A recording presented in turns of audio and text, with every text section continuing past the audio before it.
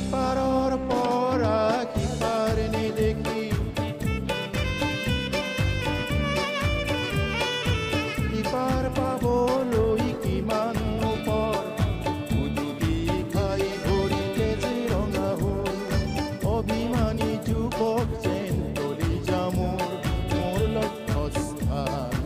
ইমান নদূৰ মোৰ কুকুলা গৰা নাম যাৰ আশাৰ তাৰ পিঠিত উঠি যাত্ৰা